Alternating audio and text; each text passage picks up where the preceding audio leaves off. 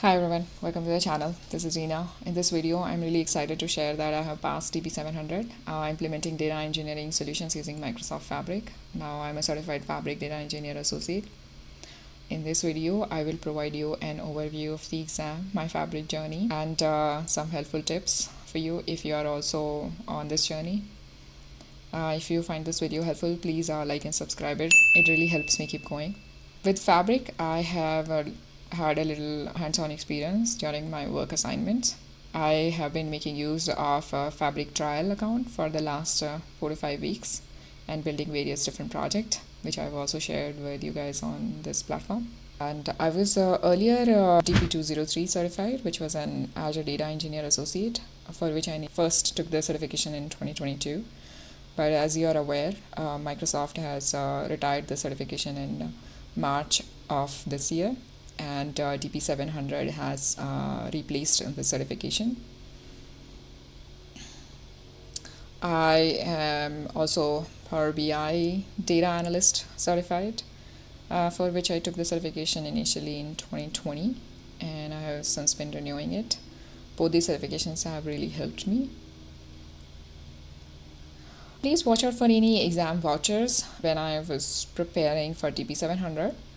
On May 18th, I became aware of AI Fest challenge by Microsoft, and DP-700 was covered under that. I completed the challenge, and I was able to get a free voucher for this exam, as this exam cost around $165.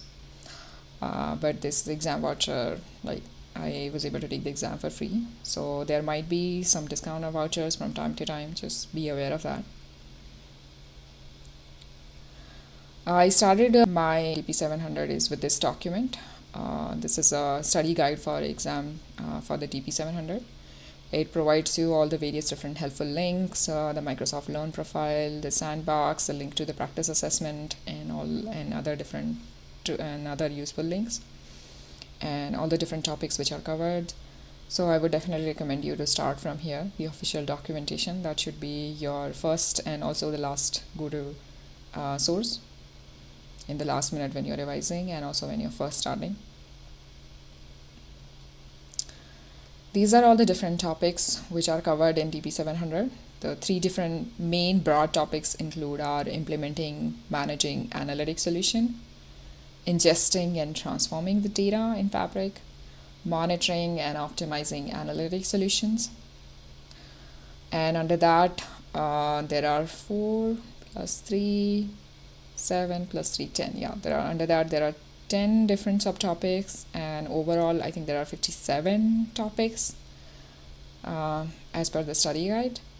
So I would recommend you to start from ingest and transform data first, and after that you can either go for implementing and managing analytic solution section, or you can go to the optimize. I went for the implement and managing analytic solution, and then I went for monitor and optimizing the solution section. So it just depends on you how you want to, but first you should start from this section, ingesting and transforming data section, so you get aware of how data is ingested and how the data journey starts. So for first section, I have also shared 3 different videos, which covers, first one covers the key concepts, introduce you to Fabric. It's a Fabric tutorial for beginners. It also covers an end-to-end data project, how you can ingest the data in Lakehouse, and then how you can build a data warehouse on top of that, build a dimensional model, and then use Power BI, build Power BI through your semantic model for reporting purposes. Then I've covered your design concept in the second video, which covers medallion architecture and a little more complex real-life, project working with structured, unstructured data, and metadata-driven pipeline, and how to implement medallion architecture. And then the third one is how to deal with the real-time streaming data, covering different concepts and build end-to-end project. Microsoft using Eventstream and building a medallion architecture in SQL database and Custo. Please note that real-time data is also very important from the certification point of view. You should know how to ingest, transform, manage this real streaming data. So don't take that in light. That's also very, very important. And KQL. Then after that, the first section, I went for the implement and manage analytics solution, which mainly includes data security, governance part of it. And I have covered the first three main subtopics. I will make a video on the last one in the coming days.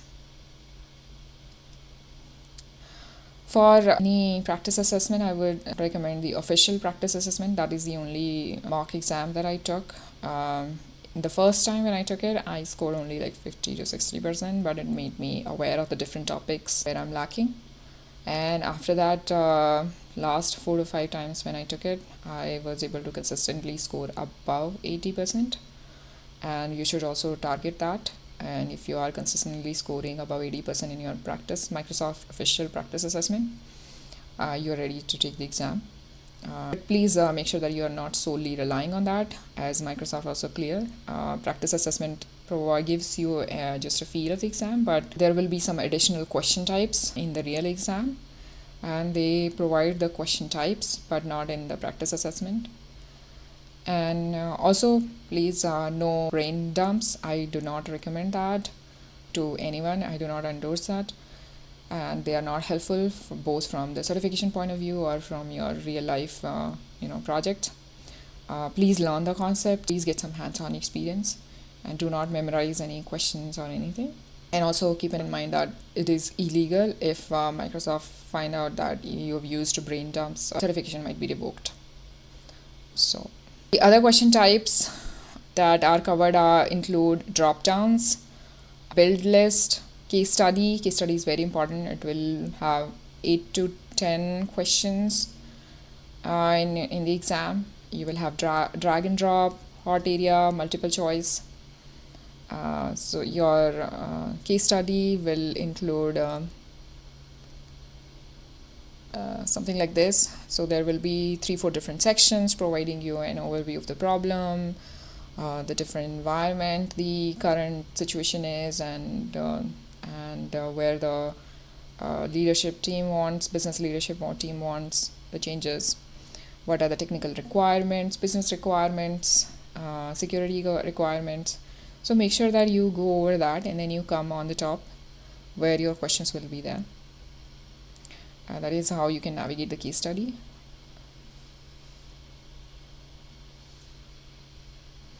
This provides you an example of drop down. There are multiple drag and drop.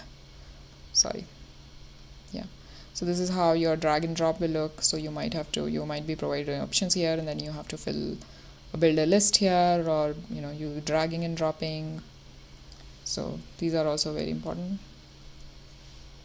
You can go to this link. This is on Microsoft Learn, which provides you all the different question types. I will provide this link in my video description. Please do check it out. Many of you must be wondering whether you have access to Microsoft Learn. Yes, you have access to Microsoft Learn during the exam. On your navigation pane, you will have this option Microsoft Learn. If you click on it, it will open this window on the right side. You can drag and drop it, make it like how big you want, and you can search here on the Microsoft Learn. I mean, you can use it for some questions, but I would not recommend for every other question. So if any syntax or anything you're not able to get it on from the top of your head, you might use it, because it takes a lot of time. And also just learn how to navigate through the Microsoft Learn beforehand a little bit. That might be helpful. For me, it helped a couple of questions, but I didn't have time. You will run out of time.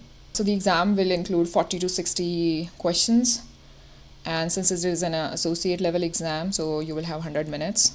Total seat duration will be 120, but for the questions it will be 100 minutes to take the questions, and that means you'll have a little less than 2 minutes for each question.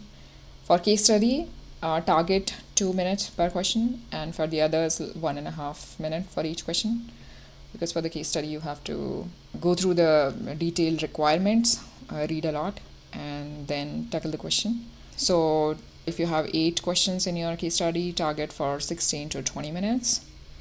I had my case study, at the start of the exam. You might get it at the end. Remember that you can also click on review your questions for later. For case study, I was able to review, but for the others, I almost ran out of time. So when you're first time attempting the questions, try to be as confident as you can. Go over the question and also look at the requirement. Instead of going through if it looks like a long statement for a question, look at the last statement, what it is asking, and then go back. It'll help you save some time, and try to be. There is no negative penalty for any question, so do attempt all the questions. And Also, you can try their exam sandbox, which will give you a feel, of the exam environment. I've taken multiple times Microsoft certification, but every time before taking the exam, I definitely check out their sandbox just to get the feel of the exam environment. So do check that out. It should not take more than a couple of minutes. So that's it for today, and I hope you found this video helpful. If you do, please like and subscribe. It really helps me keep going, and best of luck. See you next time.